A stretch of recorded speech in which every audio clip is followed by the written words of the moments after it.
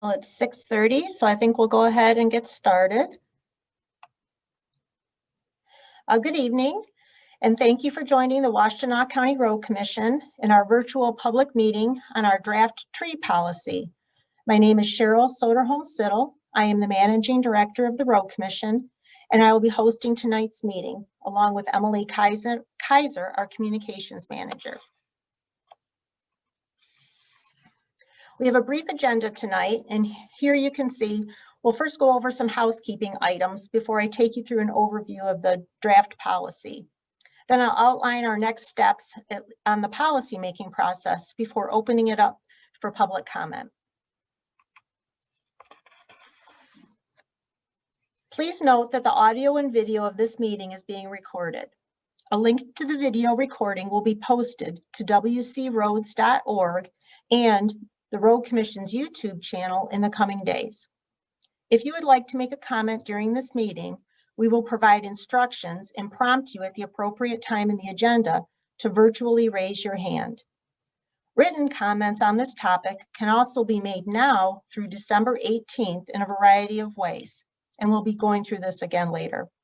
If you're joining from your computer, you can provide your comments in this meeting's chat found at the bottom of your screen. You can submit through an online form located at WCRoads.org. There's also a link to the form in tonight's chat. You can email at WCRC@WCRoads.org, or you can mail to 555 North Zeeb Road, Ann Arbor, Michigan, 48103. Tonight's meeting is meant to be a listening session for our board and for staff regarding the draft tree policy that we have been developing over the past several months. We've included a link to the full policy in tonight's chat. So first, I'd like to give you a little bit of an overview of the policy itself. The policy does start with some background information and describes the many different uses of the road right-of-way. It does serve many purposes for the road users. One of the things that it does is it provides an area for recovery should a motorist leave the roadway and need to recover their vehicle in order to get back onto the roadway safely. The road right-of-way is an area where we provide sight distance, not only for driving along the roadway, but for anyone that would be accessing the roadway through a driveway or an intersection. The right-of-way does provide space for maintenance activities, and in our area, that primarily would include snow removal.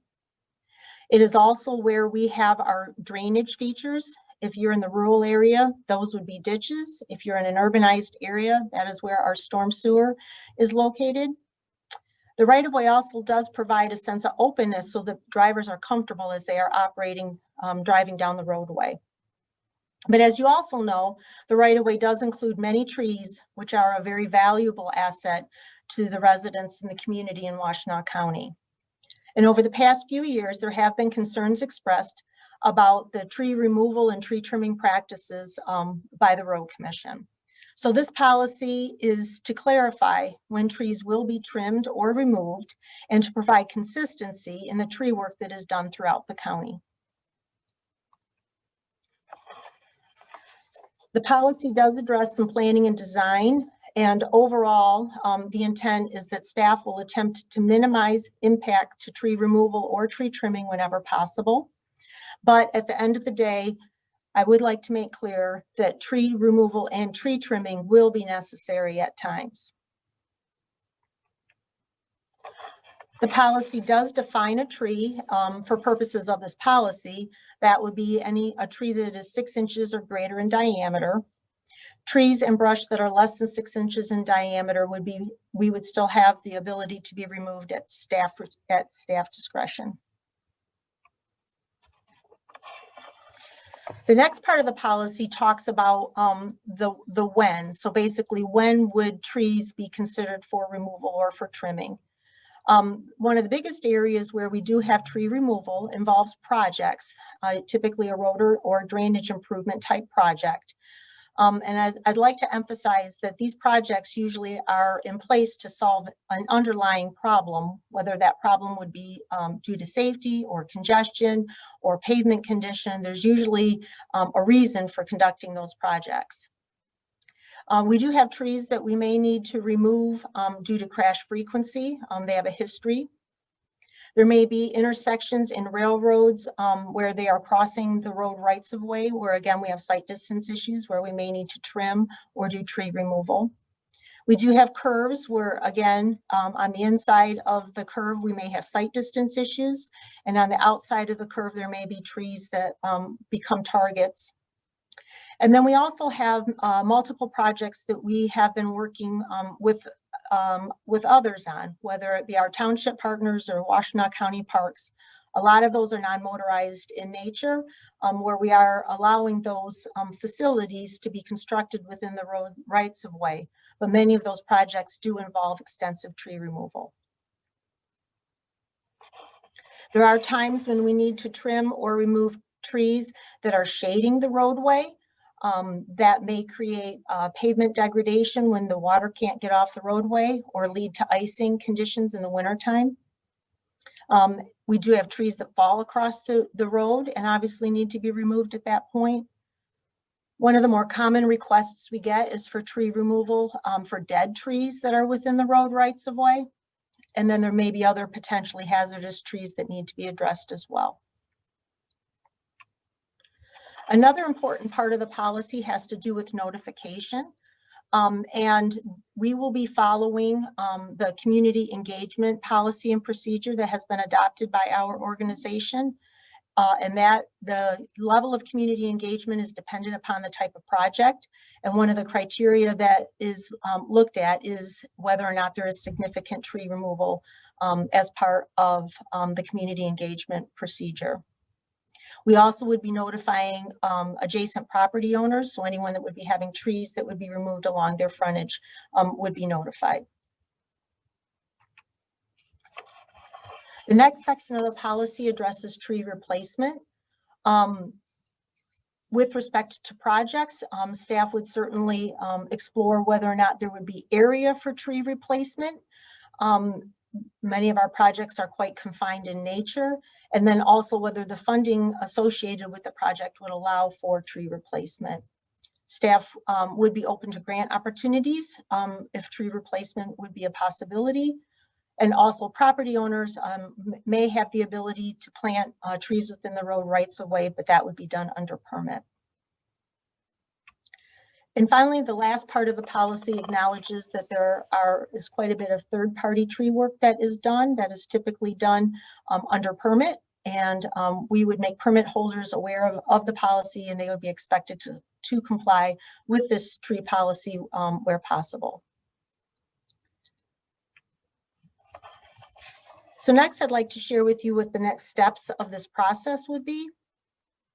As I said earlier, our board has had multiple working sessions where they've been discussing this topic and developing the draft policy. It has been available since November, and we continue to accept written comment, and we will through December 18th.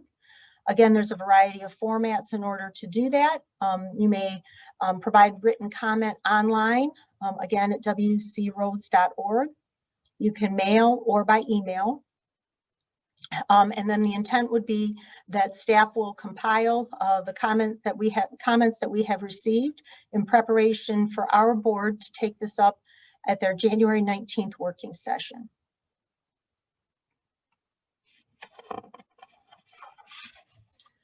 We'd now like to open this up for public comment. This is our time to listen to your comments. This is not intended to be a question and answer session. Questions presented will be noted, and staff will be providing answers to frequently asked questions in an FAQ document that we will compile and post to WCRoads.org in the coming days. And at this point, I'm going to go ahead and turn it over to Emily.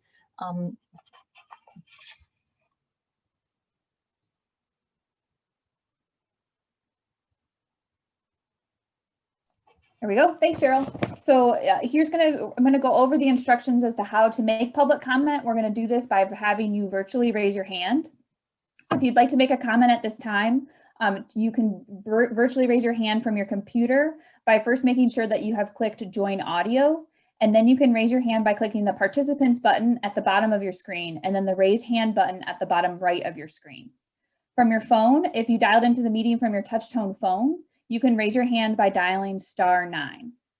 If ever you want to lower your hand before you've had a chance to speak or you changed your mind, you can lower your hand by clicking the lower hand button or by dialing *9. I will unmute participants with raised hands one at a time. I'll announce your username or the last 4 digits of your phone number to indicate when it is your turn to speak.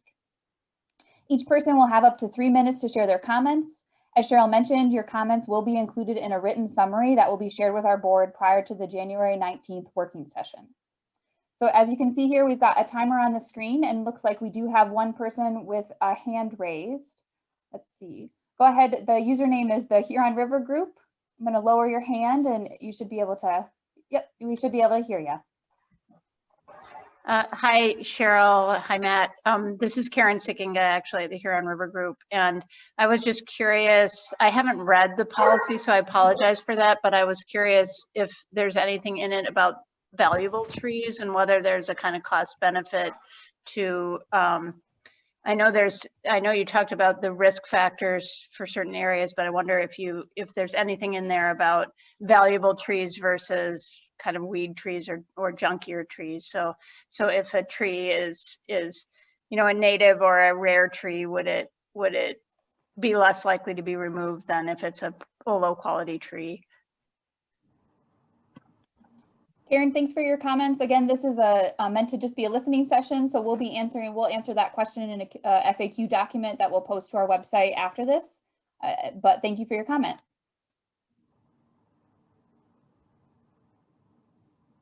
Is there anybody? All right, so we've got Jacqueline C. Courteau. Oh, thanks. All right, go ahead, Jacqueline. Let me reset the timer here. Thank you. My name is Jacqueline Courteau. I'm a resident of Scioto Township. I am also on the Scioto Township Board of Trustees, but I am speaking as an individual tonight, as this is a matter that Scioto may weigh in on separately.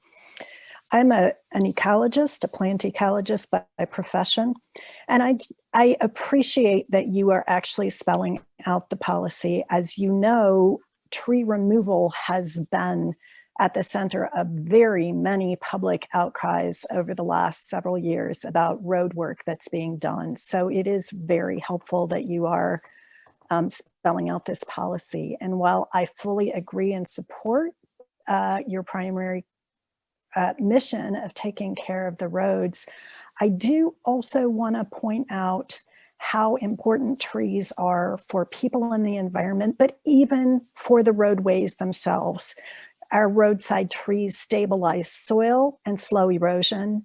They moderate water flow. A single tree can transpire 40,000 gallons of water in a year, so trees themselves can help dry up the roads. They offer an important buffer for stormwater that can help slow and reduce flooding. They improve water and air quality, reduce dust, reduce traffic noise in neighborhoods, ameliorate the temperatures to moderate local microclimates, and sequester carbon. They add to natural beauty, to our property values and to our residents' sense of place and well-being. And roadway trees play a vital ecological function as a habitat and connective corridor for plant dispersal and animal movement in our increasingly fragmented landscape. Continuous tree cover along our roadsides can offer very many important benefits. Roads maintained by the Washtenaw Road Commission crisscross every square mile of our county. According to SEMCOG, road and utility right-of-ways occupy 1% of our land area compared to 7.6% for parks. So clearly they're important. What I'd like to urge you to do is think in detail about our big old legacy trees make some distinctions between invasives that are clogging some areas and our native species, oaks, hickories, maples, that have much more wildlife value and scenic value as well. The Huron River Watershed Council has emphasized the essential role of our trees in this area. City and townships throughout the county have woodland and tree protection ordinances emphasizing preservation of our trees, and I hope that you will keep considering how best to protect them. Thank you. Thank you. Okay, is there anyone else that would like to, okay, let's see. Manfreda, you should be able to unmute now. Huh, I have no idea why it logged me in under a username. Oh, okay. If you want to just share your name and then I'll start your, go ahead. I'm Sean Zera. All right, go ahead, Sean. Okay. Well, I actually can't really say anything better than what's already been said. I think people have given some really good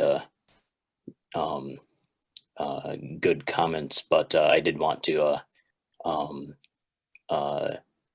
particularly agree with the concept of I think there needs to be some distinction made for going out of the county's way to protect first of all, obviously any rare or uncommon trees, but also older trees, or trees that are that the loss of said such trees would be a much more significant issue. And I also wanted to just give a personal anecdote of something that I think is an example of the problems that the county has been causing by their current tree removal policy. A couple of years ago, when the Wolverine pipeline added a second pipe to their easement, the easement goes across my neighbor's property. The easement is not on my property at all, but the county made Wolverine cut down trees in the road right of way such that their pipeline crossings met the requirements for commercial driveway entrances, but only for the duration of the project, when they were having vehicles driving on and off at those crossings. And so the county required them to cut down almost a dozen trees on my property that only needed to be cut down for the several month duration of the project, and now are allowed to exist again, which is utterly ridiculous. Across the street, a neighbor's tree, one of the neighbor's trees that was cut down was a black oak that was at least 70 years old, and so therefore older than the easement itself. So, it seemed like an absolutely utterly ridiculous situation. And I live in a sparsely populated road, and the residents of the road petitioned the road commission to simply close access to the one end of the road for the duration of the project, so people couldn't cut down the road if it was truly a safety issue. And the road commission didn't even have the courtesy to respond to our petition. So in any case, I particularly appreciate all the comments everyone else left, because I really can't do better than that. Thank you. Thank you, Sean. Okay, and I do want to just give instructions as to how to make a comment one more time. So if you are joining us from your computer, hold on here. If you're joining us from your computer, make sure that you first click join audio, and then you can raise your hand by clicking the participants button. It should be at the middle of the bottom of your screen, and then the raise hand button, which will show up at the bottom right of your screen in the participants panel. From your phone, if you dialed into the meeting from your touch tone phone, you can raise your hand by dialing *9. And again, I'll unmute participants one at a time and announce your username. So let's see, it looks like we do have Commissioner Shink here. Go ahead, Sue, should be able to unmute yourself. Hi, thank you. So I'm Washtenaw County Commissioner and liaison to the Road Commission. But tonight, I'm just going to speak from my perspective as a resident, and we'll be preparing an official response separately. my husband and I are bikers, and so every day, weather permitting, we go out and bike. And I live on Joy Road, which is a dirt road that is, I think, a maintenance challenge. And when we go out in the summer, the shade from the trees makes an incredible difference in how far we can go and where it's comfortable to ride. So from a recreational point of view, which I realize is not the main focus of the road commission, but is certainly a big factor in quality of life, having the shade from the trees makes all the difference in the comfort of using the road to move from one place to another in our neighborhood. As far as I can tell, there's no rhyme or reason to where the potholes occur in relationship to the trees. I've been looking. And I do know that when I was in graduate school in the 90s, each large tree on a property was worth about $5,000 then. So I can only imagine that it's worth quite a bit more now. And so I think that's a fair consideration for people trying to maintain their trees. And then I think the last thing I'd like to say is, from a person who lives on a dirt road, the vegetation in front of our home is really a lifesaver. The dust is so bad in the summer that it sneaks into our closed windows and settles on our furniture. And so being able to keep the vegetation in front of our home makes it cleaner and safer for us to live in our home. And so, those are my very personal reasons for wanting the road commission to be as judicious as possible in cutting down trees. And from a climate point of view, I also am very concerned about the number of trees that are being cut down in our community, while recognizing that sometimes it does have to happen. And I appreciate very much the effort that's gone into writing this policy. Thank you. Thank you, Commissioner. Okay, is there anybody else that would like to make comment? Again, you can, if you want to make a written comment, you can do that in the chat and we'll save that and include that in the record. Is there anybody else that would like to make a verbal comment here tonight? You can do that by virtually raising your hand by clicking the participants button at the bottom of your screen and then the raise hand button. Or if you're dialing in from your phone, you can do it by dialing *9. Let's see, it looks like we've got Christina Laronis. Go ahead, should be able to unmute yourself. Hi, did that work okay? Yep, we can hear you, go ahead. All right, thank you. Christina Laronis, 151 East Textile Road in Pittsfield Township. And I do want to echo the three people who've spoken, and Sean referred to comments that he's reading, and I'm not sure where to read those. Can you help me with that? He'd indicated there were other people who had made comments. Is there another area that I should look at for comments? I believe Christina, I believe he was referring to comments that were made verbally tonight. And there'll be we're going to post a recording of the meeting that will include all of the comments that have been made tonight. Oh, okay. All right.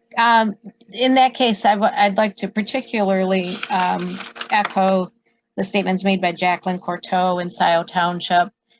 Each of those, her comments, I think were very precisely what I would like to say. And I'm happy to hear that she's got the background to say it, because it just makes common sense, and she's got the training to say it eloquently. Sean, also, I want to point out that he's got a background in, Sean, I know I'm going to get this wrong, but I want to say wildlife biology, and he's got a good background in order to offer you good information that would be very helpful to you in any further edits to this policy. And then exactly what Commissioner Schenk said, I concur with. There is no rhyme or reason. The statement about trees causing potholes just simply doesn't seem to happen. And so I don't know if that's in the policy or if that's something that could be deleted from the policy, because it isn't really accurate. The potholes seem to occur with or without a tree. As far as removing dead trees on our property, the road commission went to tremendous effort to demolish all of our trees. I have 1,320 feet of road frontage on Textile Road, 1,320 feet of road frontage on Martin Road. The road commission practices have killed trees that are in the road right of way on Martin Road, and those dead trees are still standing there. Those dead trees then drop limbs in the road and, you know, really need to be removed and removed properly. We've had other trees that have been sickened by the practices of the road commission as far as road maintenance and other projects that have been done. As they drop limbs in the road, I'll call the road commission, and they do come quickly because they're dangerous, but they just shove them up on our property. And that's just not any way to treat property owners or residents. And it's very sad to see, and it's not a good practice. I see my time is almost up, but I do just want to say maintaining the older heritage trees in particular, I think is extremely important.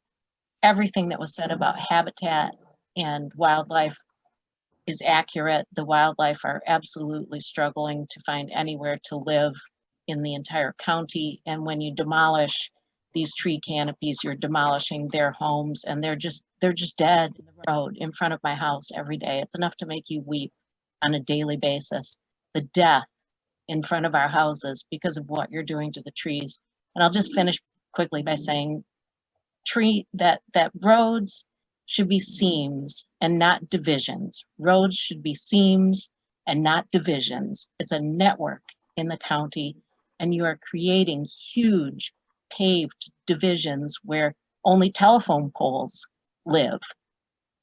What makes these telephone poles so safe when the trees were apparently deadly?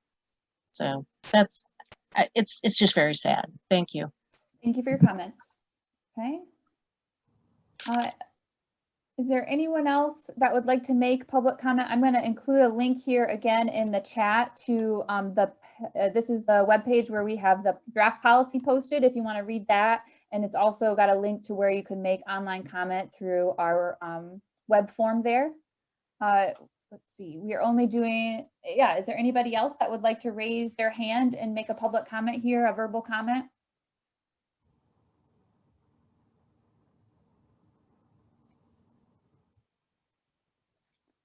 Cheryl, it looks like we've gotten through everybody that wants to make comment.